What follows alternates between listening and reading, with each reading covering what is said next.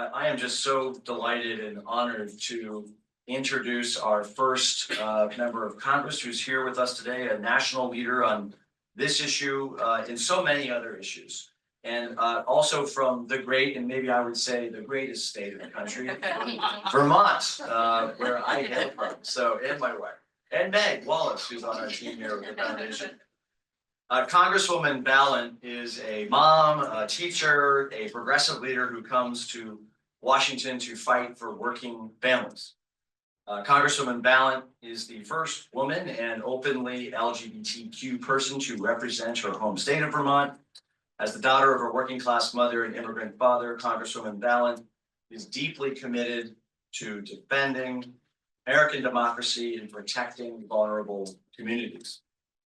We are just so honored to have Congresswoman Balint take this issue on.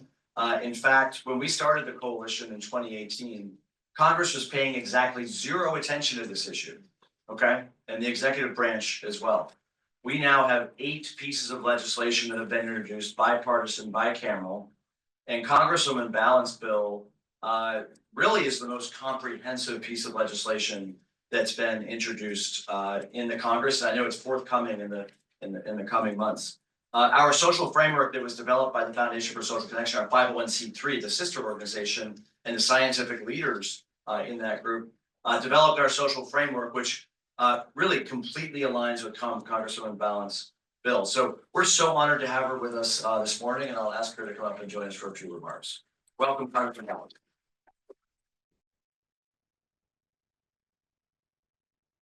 Good morning. I am so happy to be here, and I want to thank Andrew for the invitation. And thank you to all of you, because the Foundation for Social Connection is doing work that is critically important at this time. Obviously, we all know we have a crisis of loneliness and social isolation. It's an issue that is extremely important to me. So I'm so happy to share this time with you. And I thought, I would start by saying I literally just came from bipartisan congressional softball practice this morning. And as a gay woman, it's on brand. But it's important for us to take to the field in a bipartisan manner to find connection, social connection. And it's, you have to live the values. You can't just talk about this stuff, you have to model it and do it. And so wanted to share that with you. The other thing I wanted to say is, I'm a parent. I come to this work as a parent, as a former teacher. I taught middle school, which is perfect preparation for Congress. And I'm someone who has struggled with anxiety and depression my whole life. And I want to start by saying that because every time I do, people come up to me afterwards and say, thank you so much for being candid and honest about that, because it is just a natural part of being human. And yes, as a member of Congress, I'm trying to pass legislation that alleviates suffering, that makes life better for people, but I also have to model another way. And so mental health struggles, isolation, loneliness, they don't make us weak to acknowledge it. In fact, I feel like it is a source of strength because it enables us to connect with other people. And we need to normalize the human experience whenever we can. And I always like to start with myself. The second thing that I want you to know about me is that I love people. That's why I do the work that I do. That's why I taught for years. I want to know what makes people tick. I want to know their stories. And I feel so excited when I learn about somebody's triumphs and somebody's struggles. And so whenever they come to see me in my office, I really try to build that connection, even if they're just there for 20 minutes. So I don't think I have to tell you, more and more people are feeling adrift. And this is it's a difficult moment in our nation's history. It really is. And I know that in my home state of Vermont, I've got a crisis of loneliness against elderly folks who live at the end of dirt roads and sometimes might go for a couple days without seeing someone directly. I've got two teenagers myself. I know we still haven't recovered from the pandemic and all the stressors that students were under. And so I'm always thinking about how do I use my work to bring young people back into connection with each other. And you all know that the science is crystal clear, right? It's really not up for debate that we need each other, right? We are hardwired for connection. That is who we are. We crave it. We feel physically hurt when we don't have it. And we know that when we experience long-term loneliness and disconnection, it does have a detrimental impact on our physical and mental health. The data is clear. I always like to start with that because oftentimes when we are trying to do bipartisan work, it is really important to start with the data. So loneliness is bad for our health. And it is unfortunate, I think, that our former US Surgeon General didn't get more traction because he really shined a light on this issue when he was in that role. He certainly published research on the dangers of loneliness. He wrote that about half of adults in this country are experiencing considerable levels of loneliness. And I just want us to think about that. Half. It's extraordinary.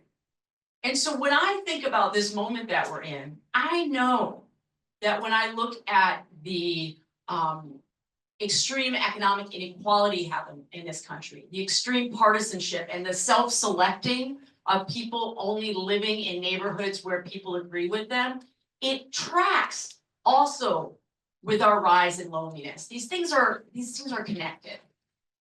So I do feel a deep sense of responsibility as a member of Congress to try, whenever I can, to pass legislation that will make this different for so many Americans, regardless of what district they live in. But it's also important to me to figure out, how do I use my platform to bring people back into connection with each other? Dealing with the crisis of loneliness and disconnection cannot be an afterthought to the work that we're doing in Congress. It has to be the heart of the work that we do across committees, because as I often say, our bodies don't stop at the neck. Okay, sometimes we think about physical and mental health as if it stops at the neck. It doesn't. Head and heart are connected, and we need our systems and our supports to look at the whole person, all of who we are. So this is why mental health has been one of my top priorities in Congress. And I'm excited to talk to you about my bill, the Combating Loneliness Act, that I introduced last session, will be introducing again. And I want to give a shout out to my legislative assistant, Sarah, who's here. Sarah, if you could just wave to folks. The truth of the work that we do in Congress is we can't do our work without terrific members of our team. And this was really a brainchild of my legislative assistant. And so it is, I think, speaking to this moment that we're in on all these different levels. So it aims to tackle the issue of loneliness and address the role that Congress can play in combating loneliness. So it does take a comprehensive approach, and it focuses on three broad areas: social infrastructure, community healthcare, and supporting mental health in schools. We know infrastructure plays a role in building strong community bonds. We know that. And so my bill highlights the need for infrastructure that is not only about roads and bridges, but also about parks and playgrounds and recreation areas and bike lanes and softball fields. The infrastructure that helps us back into connection with one another. Congress has a part to play in supporting the community organizations that are the duct tape and twine that hold our communities together. That means investing in spaces like libraries and senior centers, rec centers, veterans organizations. These places used to be the beating heart of our communities, and we have to reinvest in them to bring folks back together again. And the Combating Loneliness Act is also focused on bolstering our mental health care services and supporting our healthcare professionals. Because without robust professional resources and providers, our communities won't have the resources they need when they seek help. We also have to acknowledge that to have strong communities, bills like the Combating Loneliness Act need to be implemented alongside other policies, like strong Medicaid, Medicare, paid family leave, affordable childcare, affordable housing, and supports for small businesses and the arts. It's all part of a system of bringing people back into connection with one another.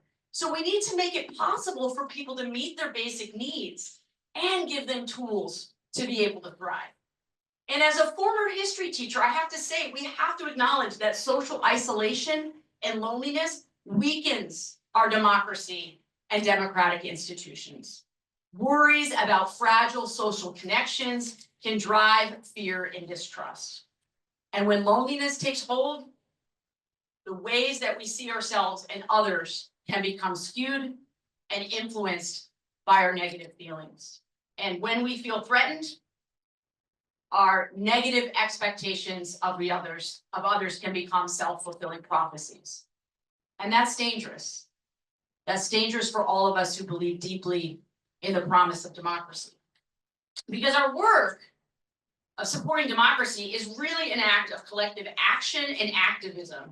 It's an experiment. Democracy is an experiment. It's a grand idea that requires all of us to be fully engaged. And we cannot be fully engaged if we are feeling that crisis of loneliness and disconnection. So as I said, I know that we are in tumultuous times. There is a lot of anxiety and fear among Americans. I hear it every time I'm back in my home district of Vermont. And I know that many of us want to pull back and check out because it's just too much. It's overwhelming. But we're starved for social connection, regardless of party. We are starved for it. And we can work to cultivate these connections.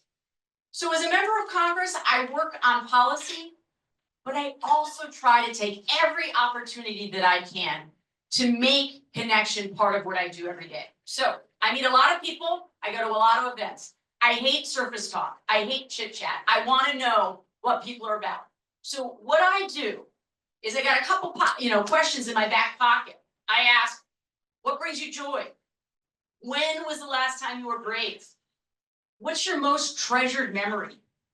Is there something that you've dreamed of doing for a long time? And I have the most amazing conversations on the Hill when people say this place is soulless. It's not, but you have to take the time to make meaningful connection. So the payoff is incredible. I highly recommend it. And yes, again, we must make policy change. We must do it on a collaborative basis in a bipartisan manner. But how do we show up every day in those moments? When we connect with people, when we lean in instead of turning away, we have to model that. All of us who care about this issue, we have a responsibility to do better each day with the way that we are interacting with each other and with strangers.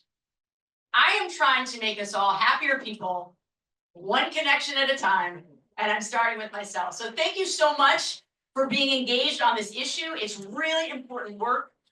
And I know that coming together in community can transform our nation in the health of our citizens, in civic engagement and quality of life, and in the health of our democracy. So thank you so much. We need you all in on this. I really appreciate the time this morning.